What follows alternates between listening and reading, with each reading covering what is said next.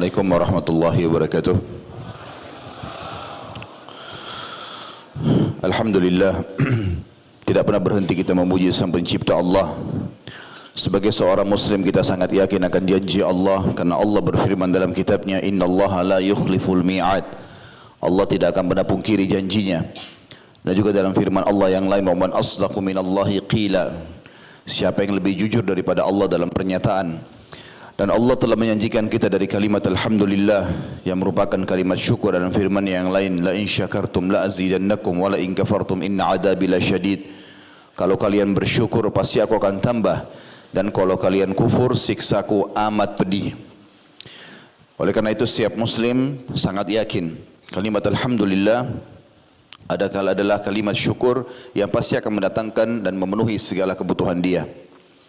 Selanjutnya kita panjatkan salam hormat kita kepada manusia terbaik, manusia yang telah diperintahkan secara langsung oleh Allah untuk mengucapkan kepadanya salam hormat dan dijadikan ibadah bagi orang-orang beriman, dan akan dibalas satu kali salam dengan 10 kali tambahan rahmat. Maka sangat wajar kalau kita selalu mengucapkan juga salawat dan taslim kepada Nabi besar Muhammad sallallahu alaihi wasallam. Setelah Alhamdulillah, pagi tadi kita sudah menyelesaikan judul yang sangat luar biasa, penyampaian tentang masalah surga, bagaimana surga adalah impian nyata seorang muslim, dan bagaimana seorang muslim harus memaksimalkan waktu yang sudah Allah siapkan di muka bumi ini sampai menjelang ajal datang dengan amal-amal dan kepatuhan. Dan sudah kita jelaskan manfaat-manfaat dari amal-amal saleh, bagaimana setiap amal saleh itu bakti dengan orang tua, jujur, amanah, tanggung jawab, dermawan, menjenguk orang sakit, dan apa saja yang merupakan amal perintah kebaikan yang Allah subhanahu wa ta'ala telah jadikan sebagai syariat bagi orang-orang beriman. Semua itu sangat mudah untuk dilakukan, besar janji Allah, dan membawa kepada kebahagiaan, serta juga di akhirat akan masuk ke dalam surga. Dan sudah kita rincikan panjang lebar masalah surga, bahwasanya untuk menjadi ahli surga mudah sekali dan bagus, karena menjadi orang yang baik di mata manusia. Karena dengan jujur, amanah, tanggung jawab, dan melakukan semua perintah-perintah kebaikan dalam agama, Allah akan berikan pahala yang besar. Allah suka, Allah juga buat manusia menyukainya. Dan untuk menjadi penghuni neraka juga sama, sangat mudah sebenarnya, tetapi sangat berbahaya bagi dia. Karena dia dengan bohong, durhaka sama orang tua, lawan daripada amal baik tadi. Mencaci maki, menghina, menggibah, memfitnah, dan segala macam hal, maka dia akan masuk ke dalam api neraka. Neraka ini teman-teman sekalian, disebutkan dalam hadis Bukhari, bahwasanya neraka dan surga saling berbicara satu sama yang lain. Surga mengatakan, mengapa tidak masuk ke dalamku kecuali mayoritasnya orang-orang susah, miskin. Kemudian neraka mengatakan, mengapa tidak masuk ke dalamku kecuali orang-orang sombong, orang yang durhaka. Maka Allah pun menengahi di antara keduanya sambil mengatakan kepada surga, engkau adalah rahmatku yang denganmu aku membalas orang-orang yang patuh. Dan Allah berfirman kepada neraka, engkau adalah siksaku yang denganmu aku menghukum orang-orang yang membangkang. Jadi kalau surga tempat kenikmatan abadi, maka neraka tempat siksaan yang abadi. Allah subhanahu wa ta'ala, kita akan buka pembukaan kita untuk masalah neraka ini, memerintahkan kita untuk berlindung dari api neraka, baik dengan perbuatan, dengan ucapan, dengan sikap, ya. Di dalam Al-Quran surat Tahrim ayat 6 Allah berfirman, a'udzubillahi minasyaitonir rajim, ya ayyuhalladzina amanu qu anfusakum wa ahlikum nara wa quduhan nasu wal hijarah 'alaiha malaikatun giladun shidadun la ya'sunallaha ma amara wa yaf'aluna ma yu'marun. Hai orang-orang yang beriman. Berarti orang selain beriman mungkin tidak tersentuh dengan ayat ini, karena Allah memang mengajak orang yang sudah yakin tentang keberadaan Allah. Selamatkan dirimu, selamatkan keluargamu, istri, anak, ya, suami, orang tua, siapa saja, kerabatmu, orang-orang terdekatmu, dari api neraka.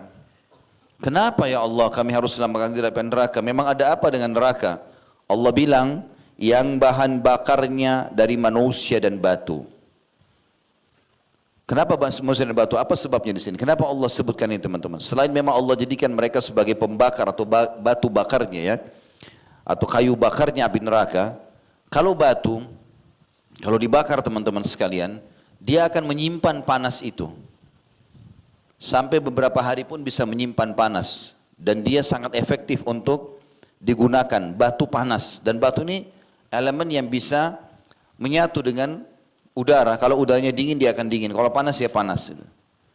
Dan batu ini kalau sudah sampai pada puncak panas tertentu dia akan meletup-letup, meledak dan mengeluarkan serpian-serpian kecil. Begitu juga sama dengan manusia. Manusia itu kalau dijadikan dibakar, maka ada anggota tubuhnya yang mengeluarkan letupan-letupan. Kata ulama tafsir, Allah menyebutkan yang bahan bakar dari manusia dan batu, maksudnya kalian akan merasa ngeri melihat itu. Ini saja sudah siksaan. Belum kalau kita dikena dengan apinya. Allah mengatakan ditambah lagi penjaga-penjaganya. Malaikat-malaikat yang kasar, keras, tidak durhaka kepada Allah apa yang diperintahkan, dan selalu patuh dan melaksanakan apa yang dititahkan. Makna di sini kata ulama tafsir, kasar dan keras adalah tidak ada negosiasi. Allah bilang potong-potong, Allah bilang bakar-bakar, tidak ada lagi negosiasi sama para malaikat ini. Ini ayat menjelaskan tentang bahayanya api neraka. Di dalam ayat lain juga Allah Subhanahu wa taala mengingatkan kepada kita dalam surah Al-Furqan ayat 65 sampai 66. A'udzu billahi minasyaitonir rajim walladzina yaqulun rabbana shrif 'anna 'adzab jahannam inna 'adzabaha kana garama innaha sa'at mustaqarra wa muqama. Dan orang-orang yang selalu berkata dan berdoa, orang beriman selalu berdoa, ya Rabb kami, jauhkanlah kami, selamatkanlah kami dari azab neraka jahannam. Karena sungguhnya azabnya itu membuat kebinasaan yang kekal. Sungguh jahannam itu seburuk-buruk tempat menetap dan tempat kediaman. Kata ulama tafsir, kenapa Allah Subhanahu wa taala menyebutkan tempat atau seburuk-buruk tempat? Karena di neraka teman-teman tidak ada lagi kematian. Seseorang kalau disiksa naudzubillah, dari awal dia masuk sampai entah berapa lama tidak pernah berhenti dan istirahat dari siksa. Kalau seandainya kita bicara penjara dunia, kalau ada orang di penjara di dunia ini, kemudian ada masa dia dihukum atau disiksa, dicambuk misalnya. Maka kita tahu sama-sama tidak akan mungkin 24 jam. Karena yang menyambuknya pun pasti ada waktu letihnya. Di penjara bahkan ada waktu istirahat, ada waktu makan, ada waktu mandi. Walaupun tempatnya tidak senyaman kalau di rumah. Kalau neraka bukan seperti itu teman-teman sekalian. Jauh sekali perbedaannya. Neraka akan disiksa dan tidak akan pernah ada kematian. Bisa dibayangkan kalau seluruh daging kita terlepas dari tulang dan mata kita pun tercabut, tapi tidak mati. Kita rasakan sakitnya. Lalu Allah kembalikan lagi itu, diutuhkan lagi. Sampai Allahu a'lam berapa lama. Kalau 3 golongan, orang kafir, musyrik, dan orang munafik kekal abadi selamanya. Orang muslim, mukmin yang asi, bermaksiat tidak sempat taubat selama di dunia, maka akan disiksa sesuai dengan kadar dosanya. Itu pun Allahu a'lam berapa lama. Hanya Allah yang mengetahui berapa lama dia disiksa. Andai saja kita merenungi satu hari waktu akhirat sebagaimana Allah sebutkan dalam Al-Quran, A'udzu billahi minasyaitonir rajim, yauma inda rabbika ka'alfi sanatin mimma ta'uddun. Satu hari di sisi Allah di akhirat nanti sama dengan 1000 tahun waktu kalian di dunia. Andai saja kita naudzubillah terjadwalkan atau seseorang terjadwalkan masuk neraka satu hari waktu akhirat, maka sama 1000 tahun disiksa non-stop 24 jam. Setengah hari saja 500 tahun. Maka ini waktu yang sangat luar biasa. Bagaimana dengan orang yang disiksa sekian ribu tahun waktu akhirat atau abadi selamanya. Dan ini semua teman-teman hanya karena tidak mau jadi orang baik.